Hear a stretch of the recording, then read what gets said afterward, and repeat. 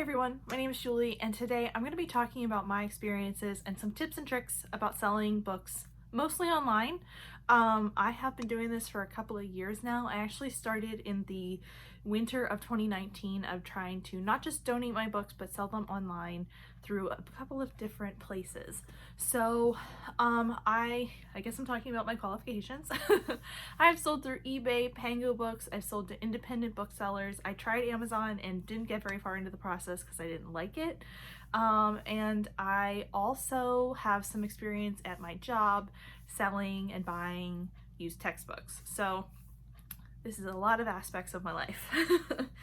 I'm going to talk about just a couple of different things that I think will help you in selling your used books and maybe some places that you can do it. So the first thing I'm going to talk about is pricing. So usually what I do for selling anymore, because I primarily use Pango Books, is I'll look what other people have listed the book for. I also look possibly at what I bought it for, because if I bought a book at a discounted price, either on Book Outlet or something like that, I don't want to like gouge people, and also I don't want to expect that that book still isn't out there at that price. So if you look at Amazon and the book is discounted off the list price, you kind of want to make sure that your book that you're selling used is not more than the Amazon price, because a lot of people will go there and if they are just looking for a deal, they'll go for the cheaper option. So you want to make sure your book, including shipping, is priced less than what Amazon or Target or Barnes & Noble is selling the book for. So that's my number one tip. Check out how much the book is going for new and how much other people are trying to sell it for. The other thing about selling online is that there will probably be a platform fee. So if you're selling on eBay or Pango or Amazon, anywhere really, you're going to have some kind of fee for listing the book. Sometimes it's a percentage of your sales, sometimes it's a flat rate. So you just want to be aware of that going in and see how much that is. The one thing I really like about Pango, I'm going to talk about them a lot in this video because I've been using them for almost a year now, and I found they're the best out there, but I'm not sponsored by them or anything like that. I'm just talking about them because I've had such a good experience, is that when you put in the price that you want to sell the book for, they will tell you how much you'll get when and if the book sells. So I really like that about them.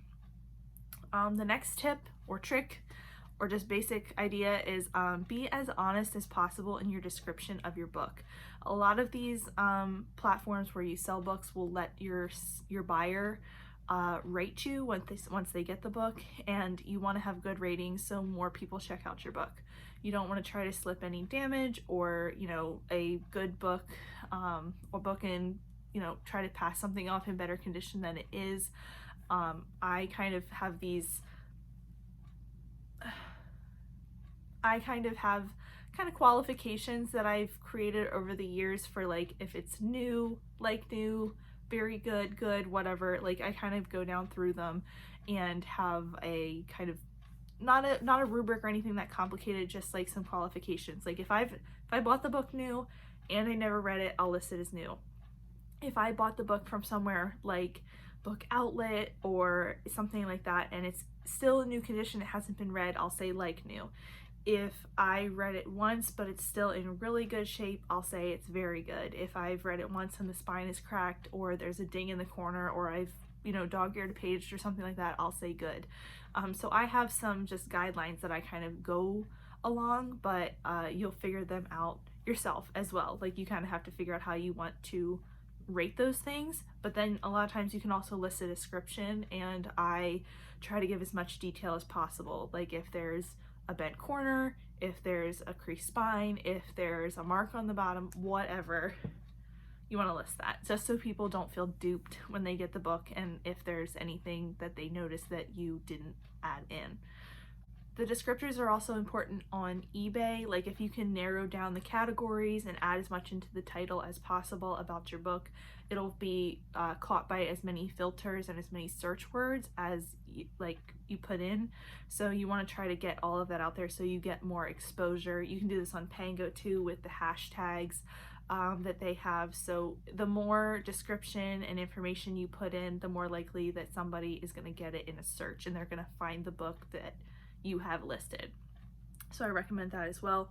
The other thing is going to be shipping. Shipping's a big thing. So you want to be sure. I personally always round up a little bit. Like if I'm selling a hardcover book, I usually say it's 2 pounds, even if it's like 1.5.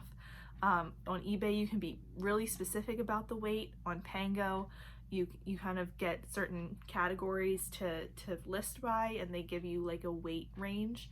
I usually try to just hit as close as possible, and if I'm not sure, I'll round up, so that if you take something to the post office and your buyer has already paid an amount for the book, the shipping, you don't have to try to scramble to like add postage at UPS or the USPS or whatever.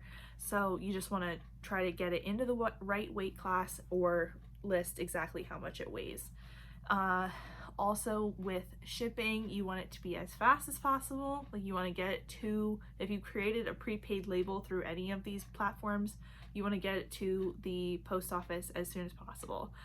People love to track stuff, and if they track it and it's just sitting and hasn't been dropped off yet, that's going to be something that they're not probably going to like. Also, if you have the shipping process also is important. So I personally add either plastic bags. I save all my shipping from Amazon or other deliveries that I get. I save a bunch of that stuff. If there's bubbles or paper or whatever in the box, I'll save that stuff to reuse for my shipments of my own books that I sell, because then you are protecting your books. Recently, I purchased 2 books and the person shipped them from California. They were in a box that had a lot of room. They were listed in like new condition, and I believe them. The pictures looked great, but when they got here, they were very banged up because no one had put any packaging around the books, so they just slid back and forth in the box the whole way from California. And that did not entice me to buy from them again. And I would probably knock a star rating off for that. So that's going to impact their rating on the site, because I did not appreciate that as a buyer, and I wouldn't do that as a seller. I would include some kind of packaging in there. You can also buy padded envelopes and stuff from the post office if you want to really get, if you don't have access to the boxes or reusing packaging. So those are also options, but I would not recommend shipping your books with nothing in the box if you're gonna ship them, because they're gonna get banged up, or something's gonna happen that they don't arrive in as good a shape as maybe what you shipped them in. My other advice is to be patient. If you list something and it's not selling right away, it might take a little bit of time. I have had books listed on Pango for like 6 months, and then someone will randomly buy them, and I'm like, oh, okay. If you have the space and the time to wait and be patient, somebody will probably buy it. If you don't, you can always set a time limit on it and then donate it to your library if you don't want to keep maintaining your storefront, or if you just don't have the space for that. And that's what I really like about Pango. They let you list it and it just stays up as long as you want. On eBay, it has to keep being refreshed. I don't have any experience on Amazon. If you take your books to someone to sell in person, you'll probably get either store credit, or if you do get cash, it's probably not going to be, it's a little bit like selling a used car. Honestly, selling books is a lot like selling used cars, because if you buy a new car, you put in a big investment, and if you sell it to an independent bookstore, they're going to want to give you less, because they're going to want to resell that book and make what they can on it, understandably so. But if you sell it personally, you can make more what the independent bookseller is going to make, because you're selling it yourself. You're not having another middleman in there. So it's a lot like selling a used car. That's a lot of times how I think about it. Again, like, you want to be honest about any problems that are there. You want it to be over as soon as possible. So that's all of my advice as far as selling books online and all of that. Like I said, I do really recommend Pango if you are in the US because they have been fantastic. Their customer service has been really great. I once shipped the wrong book to the wrong person. I had 2 orders, shipped the wrong book to the wrong person, and they were able to like have that person reroute it to the correct person. They helped me out that way. They're also just really nice if you ever have any questions or concerns. They don't send too many emails pestering you. I really like their alerts, and I think it's really easy to find things to both buy and sell, I guess. Well, it's really easy to find things to buy, and I usually just end up, when you sell a book, you usually get Pango credit, and then I think you can dump that into either your PayPal account or your bank account, but what I usually do is just kind of let it build up a little bit and then maybe buy something off the site. So I'm kind of like creating my little bit of store credit in order to buy something else later. But I have also dumped it into my PayPal account if needed.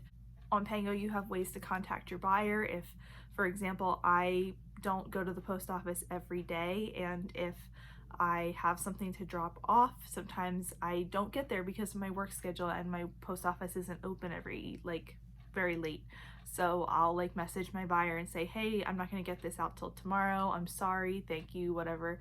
And if they have any questions, they can message you as well. I just really like that platform, and it's been working really well for me.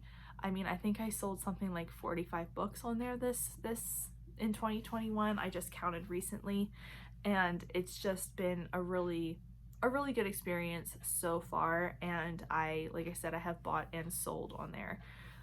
eBay worked for me for a while, but I found it harder to maintain because you do have to renew your listing more often. I never joined Amazon, and my local independent bookstore stopped buying books because they lost their space, their storefront during COVID. So this was kind of my only option, and not my only option, but the best option, I thought. And I tried it, and it's been working out really well. So if you are interested, I'll have like Pango linked down below, as well as my storefront if you want to check that out.